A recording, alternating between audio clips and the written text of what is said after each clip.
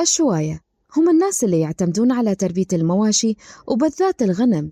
البعض يقولون عنهم إنه من شدة كرمهم على طول يشوون اللحم ويقدمونه للضيف.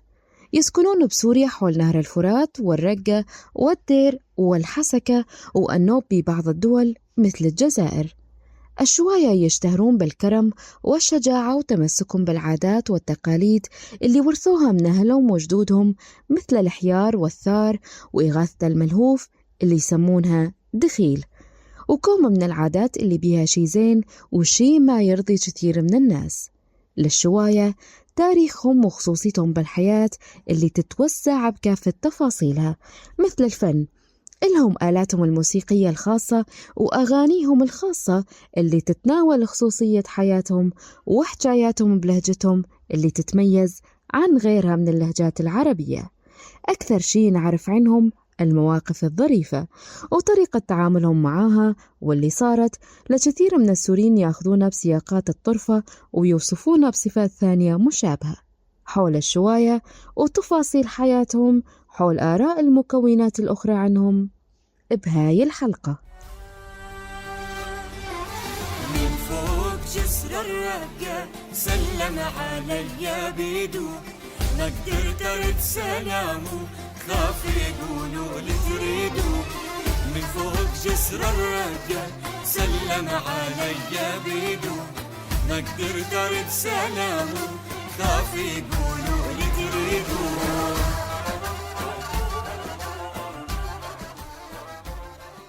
وللحكي أكثر عن الشواية وتفاصيل حياتهم معنا محمد العزو، باحث بالتاريخ وأمين متحف الرقة. أهلا وسهلا بك. من هم الشواية أستاذ محمد؟ الشاوية أو الشواية، يقول ابن خلدون في تعريفه للشواية أو للشاوية، يقول: الشاوية ليست عيبا، والشاوية ليست مسبة، والشاوية ليست أصلا.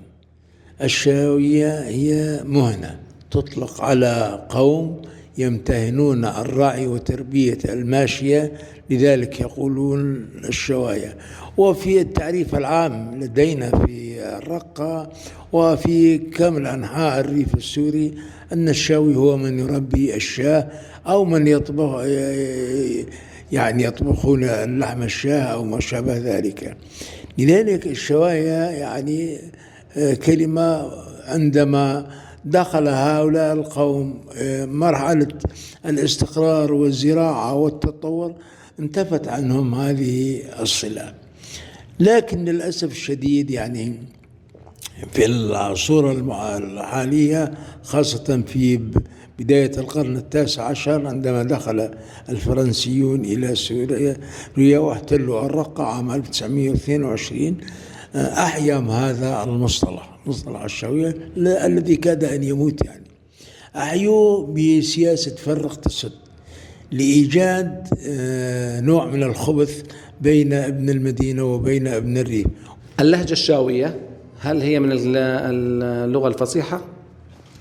طبعا إذا أنت الآن تحدثت مع قوم من الريف، يعني من الشواية، ستجد كل المفردات التي يعيب علينا بها أهل الحضر، يعني أو يقولون أنها لهجة شاوية أو بدوية أو متخلفة، كل مفرداتها أصلية. جميع مفردات اللغة المنطوقة في الرقة، في ريف الرقة، هي لهجة عربية أصيلة، ولها جذور في التاريخ العربي ولها جذور في القاموس. ليش كلمة شوية بعض الناس يأخذونها أنه صفة غير جيدة، يعني ناتجة عن موقف أو تصرف محدد؟ برأيك شنو السبب، وهذا الحكي هذا صحيح ولا لا؟ على العكس من ذلك، هؤلاء الذين نقول عنهم شواية والذين كانوا يربون الشاة انتقلوا من مرحلة الرعي وتربية الشاة إلى المرحلة الزراعية، والزراعية تعني يعني ثقافة، استقرار، حتى بالإنجليزية نقول agriculture، يعني الزراعة من مارس مهنة الزراعة استقر برأيي وبرأي الكثير. يعني نوع من التخلف أن تتهم إنسان يعني في الريف يتحدث اللغة العربية الأصيلة، هذه لغة عربية أصيلة، لهجتنا المحلية بكامل مفرداتها هي من العربية الفصيح. ولذلك كلمة شاوي كلمة جميلة ليس لها معنى مسبة. مستمعينا، سويت استطلاعات حول آراء البعض من المكونات الأخرى بمدينة الرقة عن الشواية وطريقة حياتهم. خلونا نسمع ونرجع.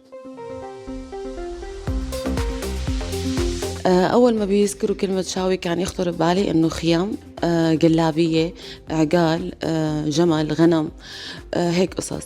بس وقت اللي جيت وسكنت بالرقة إنه الرقة غير تماماً عن هن اللي بيحكوا، أو مثل ما أنا تخيلت.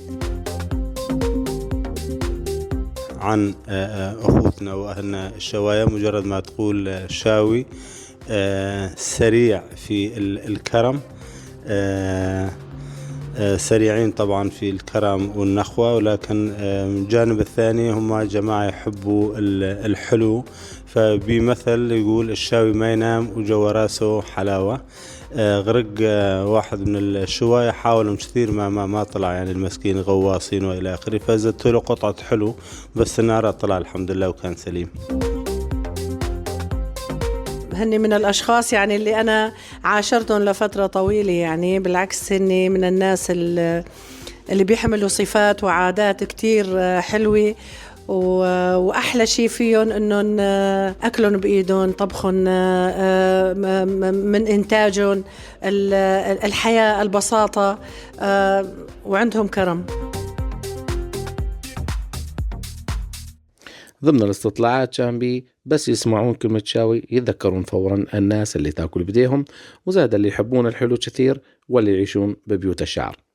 الباحث محمد العزو، شنو رأيك؟ ليس عيبا أنا أكل بيدي، الأنبياء أكلوا بأيديهم، الرسول صلى الله عليه وسلم كان يستلذ الطعام بأكله باليد. هذا نوع من التخلف من الجانب الآخر، من يتهم من يأكل بيده أنه شاوي. لا، ليس هناك علاقة وارتباط بين كلمة شاوي وبين من يأكل بيده. والبشر عندما بدأوا بالسكن سكنوا بالخيمة، وسكنوا بالعريشة، وسكنوا بالصيبات، وسكنوا بالدبابة أو الدبدابة كما يقول.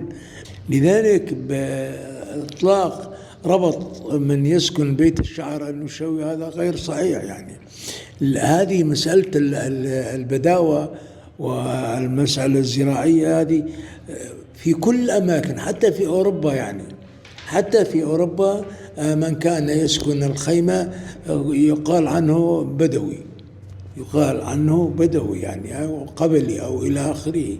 فلذلك لا رابط بين هذه المفاهيم، أي مفاهيم أوجدها الاستعمار، أوجدها من يرتبط بالاستعمار من ابن اللحمة، يعني ابن اللحمة العربية للأسف الشديد.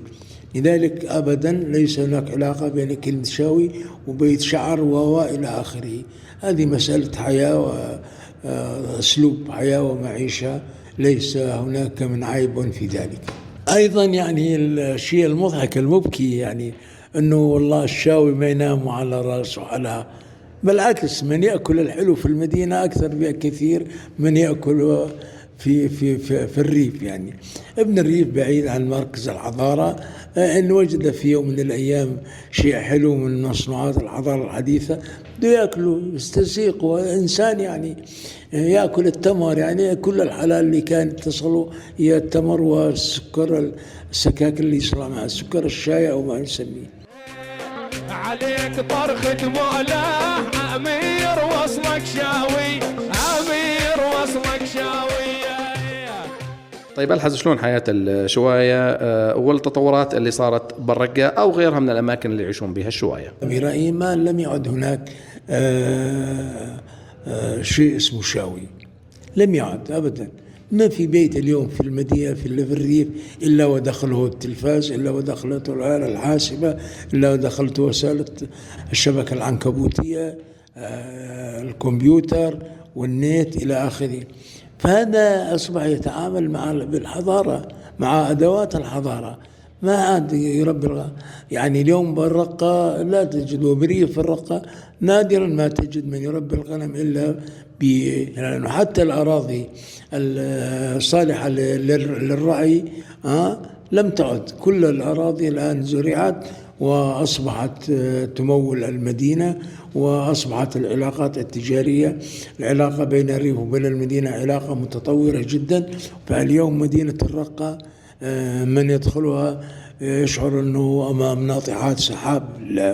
وهذا فعلا عندما تدخل المدينة من الجهة الجنوبية تجد مباني وتطور كبير جدا وإلى آخره. هذا البيت، هذا التطور العمراني بشكله الجميل أيضا كان له تأثير على تربية الطفل. يعني الطفل عندما يسكن في مباني عالية إلى آخره يكسب نوع من الحضارة والمدنية. والرقة اليوم الحقيقة مدينة كبيرة، مدينة متطورة. هذا إذا ما أخذنا بعين الاعتبار أنه مدينة تعيش بعد الحرب خسرت الرقة الكثير، يعني دمرت الأخضر واليابس. وجميل جدا خلال 10 سنوات أن تكون هذه النهضة العمرانية الشاملة اللي تبشر بالخير إن شاء الله. شكرا لك محمد العزو، الباحث وأمين متحف الرقة. أهلا، شكرا جزيلا. والشكر موصول لكم مستمعينا. من الرقة عبد السلام الأسمر.